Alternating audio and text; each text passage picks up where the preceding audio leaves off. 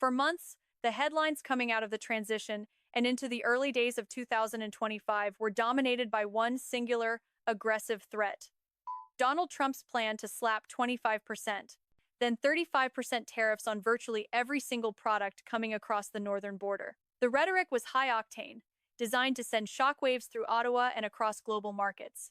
But while the public was bracing for a trade war that would fundamentally reshape North America, something remarkable and very quiet was actually happening at the border. According to U.S. Census Bureau data from July 2025, it turns out that 90% of Canadian goods were still entering the United States completely duty-free. Despite the escalations, despite the social media posts, and despite the threats, the vast majority of Canadian businesses weren't actually paying those tariffs. And that wasn't because Donald Trump had a change of heart or because Canada had successfully negotiated some last-minute special treatment. It was because of one single technical provision that has, until now, shielded the Canadian economy from a total collapse: the CUSMA exemption.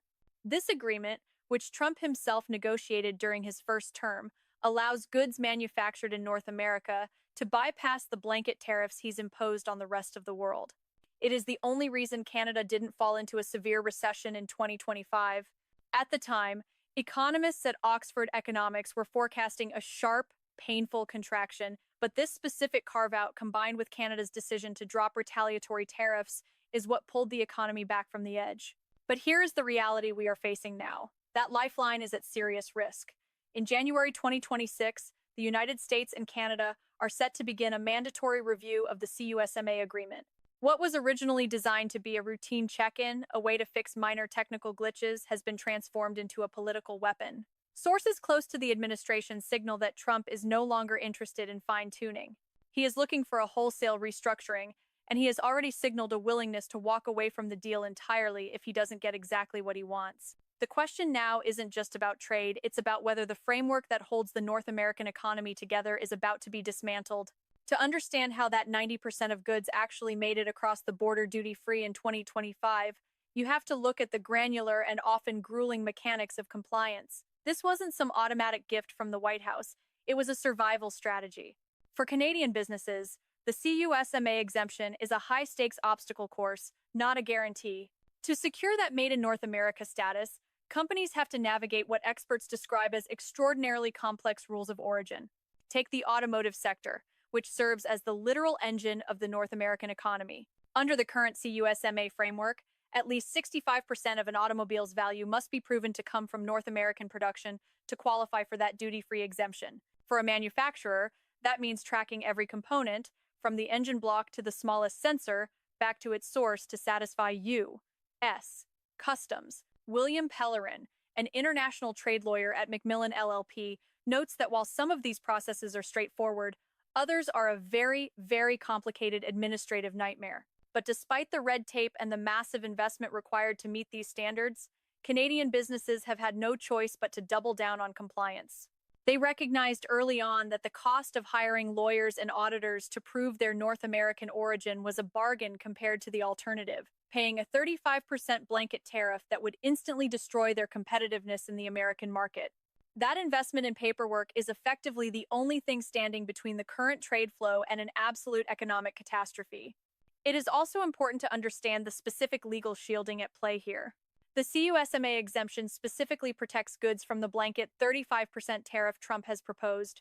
However, it does not cover the sector-specific tariffs on steel, aluminum, or softwood lumber. Those solid footing tariffs operate under different legal mechanisms like Section 232 of the Trade Expansion Act, and they aren't covered by the agreement's carve-outs. This reveals the calculated nature of Trump's trade strategy, using sectoral tariffs to punish specific industries while maintaining the broader framework that American manufacturers still rely on for their own supply chains. But by putting the entire CUSMA agreement on the table for the January 2026 review, Trump is threatening to collapse that distinction. He is signaling to the world that he views these agreements not as binding commitments, but as disposable leverage.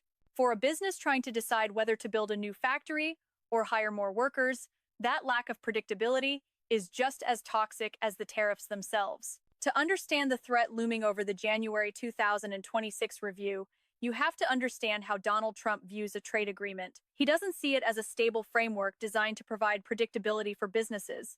He sees it as disposable leverage. Even though he negotiated and celebrated CUSMA during his first term, he is now signaling a total willingness to dismantle it if it doesn't serve his immediate political goals. We saw a preview of this maximum pressure tactic in June 2025. After Canada proceeded with a 3% digital services tax, Trump didn't just express concern, he immediately terminated all trade discussions and threatened new, Canada-specific tariffs within just 7 days. While Prime Minister Mark Carney eventually paused that tax to create an off-ramp for the escalating tension, the concession didn't change Trump's fundamental approach. He continued to treat Canadian policy decisions, even those made by provincial governments, as chips to be cashed in at the negotiating table. This is what makes the 2026 review so dangerous. Originally, the CUSMA framework included a mandatory 6-year check-in meant for fine-tuning and addressing minor technical glitches. But sources within the administration make it clear that Trump is not interested in minor fixes. He is looking for a wholesale restructuring. U.S. Trade Representative Jameson Greer recently laid out a comprehensive laundry list of demands to a congressional committee, signaling exactly where the White House intends to squeeze Ottawa. The American side is targeting long-standing irritants like Canada's dairy supply management system and the alleged subsidization of softwood lumber. But they are also going after newer targets, including the Online Streaming Act and the Online News Act, which Greer argues unfairly impact American tech firms. In a move that highlights the aggressive nature of these talks, Greer even cited provincial bans on American alcohol bans that were actually imposed as retaliation for Trump's own previous tariffs as justification for further U.S. aggression.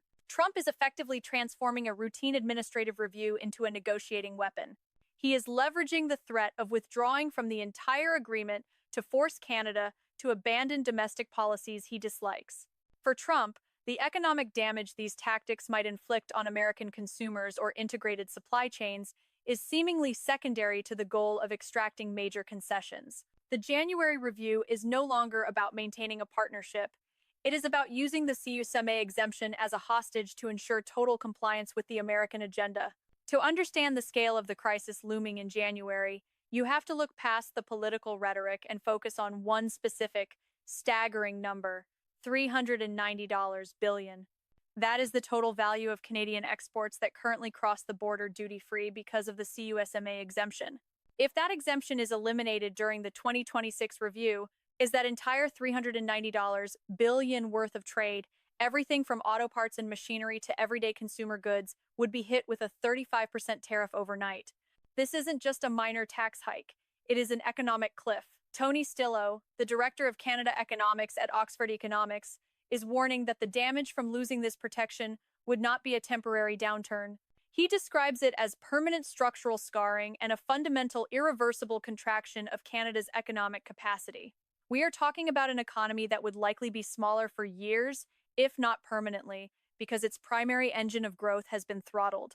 For a Canadian manufacturer, the math becomes impossible almost instantly. Right now, they can ship goods to the U.S. and pay zero tariffs as long as they prove the products are made in North America. But without that exemption, they face a brutal binary choice. They can try to absorb that 35% cost themselves, which would lead to devastating margin compression, or they can pass those costs on to American buyers, who will likely just stop purchasing from them entirely. In many cases, these businesses would be forced to abandon the American market altogether just to stay solvent. But the fallout doesn't stop at the border. The reality of the modern economy is that our supply chains are deeply, almost inextricably, integrated. American manufacturers that depend on Canadian components to build their own products would see their costs skyrocket. We are talking about U.S. companies being forced to make difficult, painful decisions about their own pricing, where they locate their production, and the size of their American workforce. This is the worst-case scenario that trade experts are bracing for. It's a scenario where the framework of North American trade doesn't just bend under pressure, it fractures. If Trump follows through on his threat to treat CUSMA as disposable leverage, he isn't just targeting Canadian policy, he is risking a structural collapse that would be felt in every factory and every household from Windsor to Wichita. While the CUSMA review is taking place in the halls of the West Wing, a parallel crisis is unfolding across the street at the Supreme Court. In early 2026, the justices are expected to issue a landmark ruling on whether Donald Trump's use of the International Emergency Economic Powers Act, IEEPA, to bypass Congress and impose sweeping tariffs is actually constitutional. The stakes for the administration are massive. Two lower courts have already declared these tariffs, including the ones targeting Canada, illegal, ruling that the president exceeded his congressional authority. If the Supreme Court upholds those decisions, it would effectively invalidate the entire 35% blanket tariff structure. That would trigger a $100 billion refund obligation, forcing the U.S. government into one of the largest forced expenditures in modern history. We are already seeing major corporations like Costco lining up with lawsuits, demanding their money back in anticipation of this ruling. What's remarkable here is how the White House is already moving to spin a potential legal defeat into a political victory. Rather than acknowledging a legal overreach, Trump is floating the idea of $2,000 tariff rebate checks for American households. It is a transparent attempt to rebrand court-ordered refunds as a generous government gift, using the judicial system's rejection of his policy as a new way to buy political favor. But for Canada, this legal battle is a double-edged sword.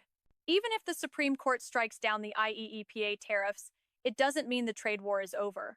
The sector-specific tariffs on steel, aluminum, and lumber, which are based on Section 232 of the Trade Expansion Act, have already survived previous court challenges. This leads to what experts call the worst of both worlds for Ottawa. The blanket tariffs might disappear, but the targeted, solid-footing tariffs remain. If the CUSMA review simultaneously eliminates the exemptions for these industries, Canadian businesses will be left in an impossible position. They would lose the predictability of the current trade framework while gaining virtually nothing from the legal ruling against Trump's overreach. They are caught in a legal and political pincer movement where the rules of the game can change overnight based on a single court ruling or a shift in the president's mood. To put it simply, Canadian businesses are like passengers on a plane where the pilot and the air traffic controllers are reading from two different maps.